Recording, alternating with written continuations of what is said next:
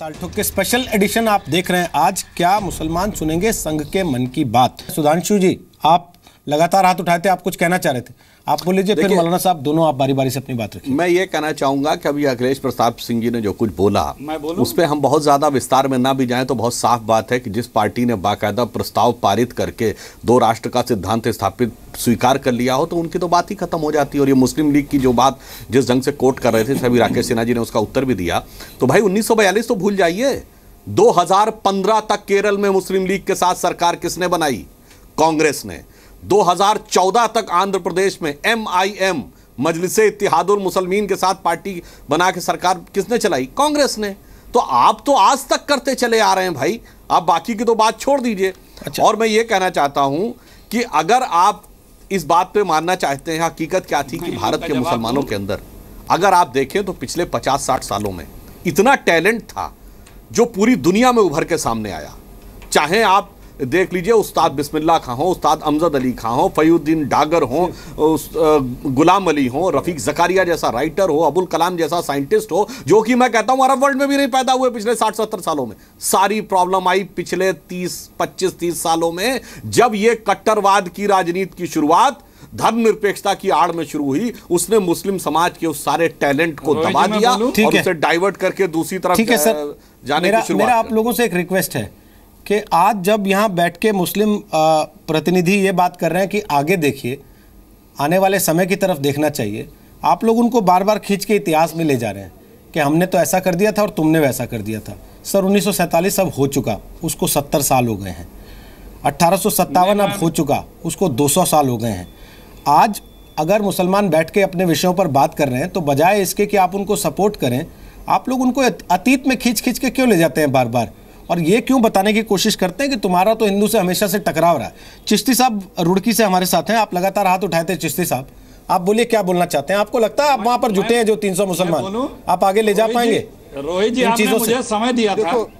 सबसे बिल्कुल यहाँ बहुत बड़ी भारी तादाद में उलमाए किराम, पीराने तरीक़त और मुसलमान विद्वान यहाँ एकत्रित हुए हैं।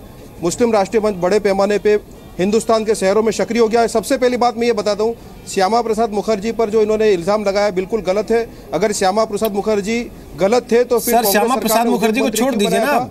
लेकिन जब कश्मीर की बात आई तो एक देश में 2 विधान 2 प्रधान नहीं चलेगा, और इस बात पर उन्होंने शहादत दी है, ठीक है। और MC छागले जो एक मुस्लिम सुप्रीम कोर्ट के निवृत्त न्यायाधीश थे, भारतीय जनता पार्टी ने सबसे पहले उनको अध्यक्ष बनाया था, और कांग्रेस पार्टी ने, विपक्षों ने मुस्लिमों का कभी विकास नहीं किया। 30% मुसलमान नौकरी में थे, वो घट के 3% हो गए। 45% मुसलमान झोपड़पट्टी में, 40% जेल में, 49% निरक्षरता। ये इनाम मुसलमानों को दिया है। आज गुजरात के अंदर देखिए, गुजरात में 9% मुसलमानों के पास नौकरी है। बहुत अच्छी बात है, गवर्नमेंट है, मुस्लिम राष्ट्रीय मंच के प्लेटफॉर्म से आरएसएस से जुड़ना चाहिए। आरएसएस अब मुसलमान हिंदू समाज से दूर नहीं रहना चाहता। ये कांग्रेस ने हमेशा मुझे भी बता दीजिए ना, इसके लिए वो भारतीय जनता पार्टी, तो हम भी करीब होने की कोशिश करेंगे। जरा सा मुझे भी तो बता दीजिए ना, जो कंफ्यूजन है हमारे को दूर कर दीजिए ना। लाखों की तादाद में मुसलमान जुड़ेगा साहब, क्या आप जो कह रहे हैं कि आरएसएस से प्रेरित ये मुस्लिम राष्ट्रीय मंच है, क्या आरएसएस ने आपको श्योर किया है कि यहाँ पर जो है हिंदू राष्ट्र नहीं बनेगा ये देश, जो उसकी पॉलिसी का हिस्सा है? क्या आपको श्योर किया है कि यहाँ यूनिफॉर्म सिविल कोड नहीं आएगा, जो डायरेक्ट मुस्लिम पर्सनल पे अटैक है? ये सब जो उसकी कुछ पॉलिसियां हैं, उन पॉलिसियों के बारे में क्या कहेंगे आप? बर्बाद करने के लिए नहीं, चिश्ती साहब जरा सुन लीजिए ना। और एक्सट्रीमिस्ट मुल्लों को सपोर्ट करने के सिवा इन लोगों ने कुछ भी नहीं किया। चिश्ती साहब, आज क्यों मुसलमान बीजेपी की तरफ आ रहा है, MRM की तरफ जा रहा है? क्योंकि इन्होंने जो उदारवादी मुसलमान है, आवाज आ रही चिश्ती साहब मेरी, या दूसरे उदारवादी है, उनको हमेशा दूर रखा। उदारवादी है, मुसलमान नफरत। आवाज आ रही है। तो मौलाना साहब आपसे सवाल पूछ रहे हैं कुछ। मौलाना साहब ने बड़ा सीधा एक सवाल किया, उसका जवाब दे दीजिए। अखिलेश जी, उसके बाद आता हूं आपके पास। भी है सीधा सा एक सवाल है। नहीं चिश्ती साहब, देखिए इसमें कोई शक नहीं है कि आजादी के बाद से आज तक मुसलमानों को डर और खौफ के दिला करके राजनीति होती रही है, और डर और खौफ की राजनीति यहाँ होती रही है, इसमें तो कोई शक नहीं है। मुसलमान भी इस बात को एक्सेप्ट करते हैं कि हमको जो है बीजेपी का डर दिला करके हमारा एक्सप्लॉइट हुआ, इस्तेहसाल हुआ, इसमें कोई डाउट नहीं है। लेकिन मैं एक चीज आपसे पूछना चाहता हूं, जिस तरीके से आप एक मुहिम चला रहे हैं आरएसएस से मुसलमानों को करीब करने की, या मुस्लिम राष्ट्रीय मंच प्रेरित है आरएसएस से, तो उसमें क्या आरएसएस के जिम्मेदारों ने आपसे ये श्योर किया है कि जो कॉमन सिविल कोड है वो नहीं लाएंगे इसलिए कि उसकी वजह से मुस्लिम पर्सनल लॉ पर इफेक्ट होगा? क्या उन्होंने श्योर किया कि इस देश को हिंदू राष्ट्र नहीं बनने देंगे बल्कि सेकुलरिज्म की हिफाजत करेंगे और सबके सब जो इस देश में आजादी के साथ रहेंगे? इस बात को श्योर किया है उन्होंने? अगर ऐसा कुछ है तो मेरा भी कंफ्यूजन दूर कीजिए ना, हम भी करीब होने की कोशिश करेंगे। ठीक है चिश्ती जी बोलिए, जल्दी से जवाब दीजिए उनकी बात का, थोड़ा छोटा। की अगर बात है ना, जहां तक कॉमन सिविल कोड की बात है, कॉमन सिविल कोड सिर्फ मुसलमानों के लिए नहीं है, दूसरे मजहबों के लिए भी कॉमन सिविल कोड है। तो कॉमन सिविल कोड की जब भी बात आती है तो यही गलतफहमी खड़ी की जाती है कि भाई ये तो मुसलमानों के लिए सिर्फ है। पहले सबके लिए वो तो सही है, दूसरे धर्म लेकिन सबको लेकर चलना होगा ना। सब डर क्यों नहीं रहे आपकी तरह? सबको लेकर चलना होगा। सब डर क्यों नहीं रहे आपकी तरह? वहाँ मुसलमान सुरक्षित हैं, आरएसएस और बीजेपी ने कभी ये नहीं कहा, आरएसएस देखो, आरएसएस और बीजेपी ने कभी ये नहीं कहा कि हम कॉमन सिविल कोड तुम्हारे सरों पे थोप देंगे, चर्चा करेंगे, ठीक है सर, विमर्श होगा, परामर्श होगा, जो भी अच्छा होगा। जैसा भी ट्रिपल तलाक का इश्यू है, प्रधानमंत्री श्री नरेंद्र मोदी जी ने कहा कि भाई मुसलमान समाज के लोग आगे आए, समाज सुधार की बात करें। ठीक है ठीक है ठीक है, मौलाना साहब आप बोलिए। नदीम जी देखिए, इस मुल्क में सबसे ज़्यादा अगर मुसलमानों को किसी ने नुकसान पहुंचाया है तो धर्म निरपेक्ष पार्टियां और मुस्लिम लीडर। अब मुसलमान इस डर से बाहर आना चाहता है। हमेशा मुसलमानों को डर बताया गया मेजॉरिटी का कि अगर तुम लोग हमें साथ नहीं दिए तो ये हिंदू या आरएसएस तुम्हें मार देगी। अब मुसलमानों को डर निकल गया, मुसलमानों को चाहिए रोज़गार, मुसलमानों को चाहिए उनके बच्चों का बेहतर भविष्य। अब मुसलमान किसी की सुनने वाला नहीं है और मुसलमान डरने वाला नहीं है। देखिए, दो कौमी नज़रिया के बुनियाद पर पाकिस्तान बटा, यहाँ के मुसलमानों ने इस देश को चुना और देश में रहना चाहते हैं। आज भी कांग्रेस के अंदर बहुत सारे लोग हैं जो आरएसएस से मुतासिर हैं। मदन मोहन मालवीय जी कौन थे जो कांग्रेस के सदर थे? वो हिंदू महासभा के भी सदर थे। आप मुद्दे को मत भटकाइए।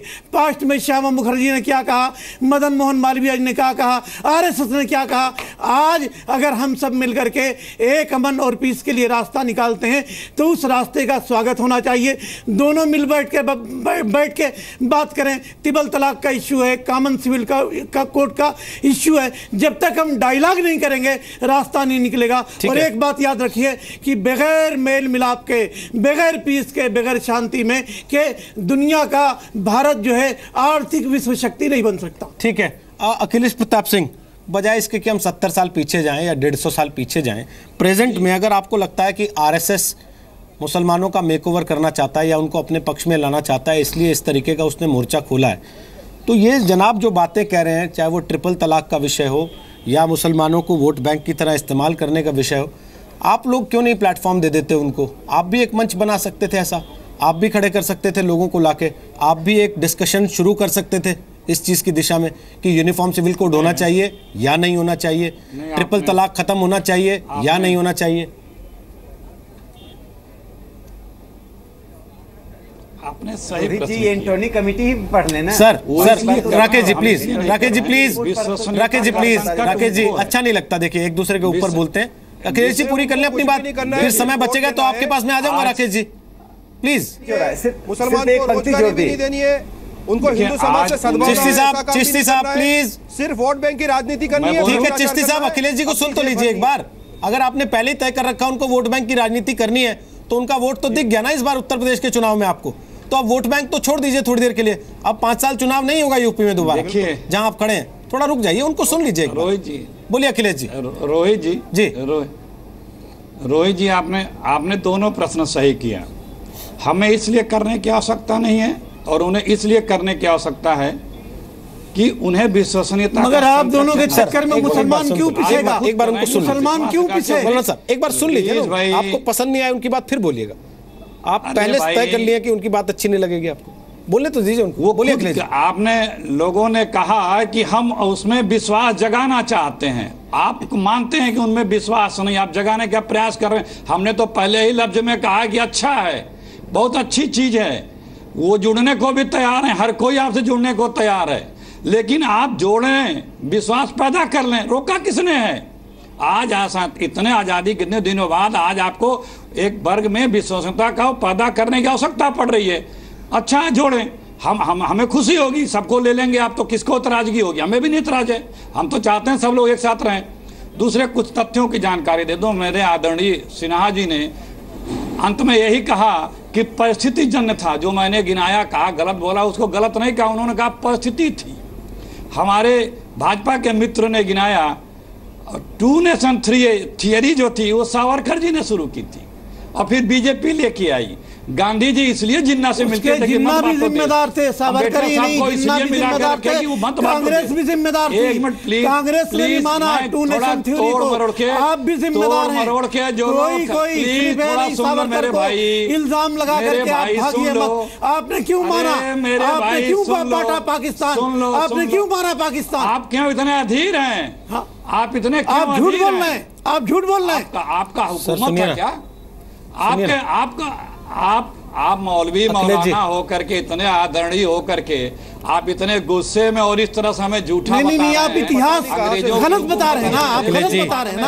आप सही करिए, आप सही करिए। हमें जी आप तो ऐसे करें जैसे पहला प्रधानमंत्री जो था देश का वीर सावरकर को बनाया गया होंगे। आप तो ऐसे करें जैसे पहली सरकार विनायक दामोदर सावरकर ने चलाई थी इस देश में। देखिए, और जवाहरलाल नेहरू तो ऐसे ही बन गए थे क्योंकि देश टूट गया था और कोई मिल नहीं रहा था तो उनको बना दिया गया। अखिलेश जी आप कोई छोटे बच्चे तो है नहीं, आप जैसे बोलेंगे वैसे समझ लेंगे। सरदार वल्लभ भाई पटेल को रोका गया उसमें भी। आप कांग्रेस ने तो कांग्रेस की मेजॉरिटी ने सरदार वल्लभ भाई पटेल को बनाना चाहते थे। मैं जवाब जबरदस्ती जवाहरलाल नेहरू को बनाया। ठीक है, बोलिए। जो लोग अंग्रेजों के साथ थे, रोहित जी, जो लोग बोल रहे हैं, इन लोगों की भूमिका क्या थी? अंग्रेजों के साथ थे, इसलिए ज्यादा बोलने का प्रयास ये न करें। न संविधान मानते थे, न आजादी की लड़ाई मानते थे। आज मुसलमानों का फैसला अंग्रेज करने आएंगे क्या? आप लोग अंग्रेजों से बाहर कब निकलेंगे सर? की बात करें अखिलेश जी, अंग्रेजों से बाहर कब निकलेंगे आप लोग? पर बात करिए। और एक बात बताइए ना सर, 70 साल इस देश ने आपको इस बात की रॉयल्टी खिलाई है सर कि आपने सर 70 साल अंग्रेजों के साथ लड़ने की रॉयल्टी भी तो खाई है आपने सर। अब तो छोड़ दीजिए, कम से कम आज के मुद्दे पे बात तो कर लीजिए। अंग्रेजों की मानसिकता है, आज के मुद्दे पे बात कर लीजिए। आज भी अंग्रेजों की मानसिकता अभी आपके सामने वो कह रहे हैं कि पहले आप मुसलमानों को डराते रहे कि हिंदू आ जाएगा, तुमको खा जाएगा। आज भी आप अंग्रेज का डर दिखाते हैं सर। अखिलेश जी आज भी अंग्रेज का डर दिखाते हैं आप देश के लोगों को। कहने पे या गांधी जी के कहने पे? हमारे ये देश क्यों बटा? इसकी जिम्मेदारी किसको थी? सावरकर जिन्ना। अगर सावरकर जिम्मेदार थे तो कांग्रेस जिम्मेदार नहीं है। बात छेड़ी इसलिए मैंने उनको आईना दिखाया। मैं लगातार आप लोगों से कह रहा हूँ कि आप वर्तमान में बात करें, इसलिए मैं लगातार आप लोगों से कह रहा हूँ वर्तमान में बात करें, लेकिन आप वर्तमान में बात करने को तैयार नहीं है क्योंकि आप लोगों को सूट नहीं करती कि हिंदू मुसलमानों में मेल मिलाप। असल में वर्तमान में बात करना आप लोगों को सूट नहीं करता। शांति चैन से देश में कैसे रहें, आज इसकी जरूरत है। तथ्यों पे बात तो सर मुझे लगता है कि हमें चर्चा खत्म कर देनी चाहिए क्योंकि जब सब लोग बोलने लगे तो उसके बाद बात करें। धन्यवाद अखिलेश जी, आपको जो कह के भेजा गया था उसमें आप सक्सेसफुल रहे कि हल्ला मचा देना, कोई बात ना सुनने पाए किसी की। और उसमें आपके सक्सेस होने के लिए, आपके सफल होने के लिए मैं आपको बधाई देता हूं और इस बात के लिए भी बधाई देता हूं कि आप मुसलमानों के मसलों को सॉल्व नहीं होने देना चाहते। आप चाहते हैं वो परेशान रहे ताकि आपकी शरण में आते रहे बार। धन्यवाद आप सबका, धन्यवाद आप सबका, धन्यवाद आप सबका, धन्यवाद आप सबका। हमारी ये पॉलिसी है, जब आप शोर मचाने लगे मेहमान, जब एक दूसरे के ऊपर चिल्लाने लगे, शोर शराबा होने लगे, हम ब्रेक ले लेते हैं, कार्यक्रम को खत्म कर देते हैं। लेकिन जो शोर मचाते हैं उनके मकसद भी समझ में आ जाते हैं। दर्शक समझदार हैं, वो खुद तय कर लेते हैं कौन शोर मचा रहा था और क्यों मचा रहा था। लेकिन एक बात तय है, जो बात हमारे तीनों मुस्लिम प्रतिनिधि कह रहे हैं कि बातचीत करने से ही चीज़ों का समाधान होता है और उसमें से किसी को इनकार नहीं है। मंच किसी का भी हो, लेकिन बात होती रहनी चाहिए।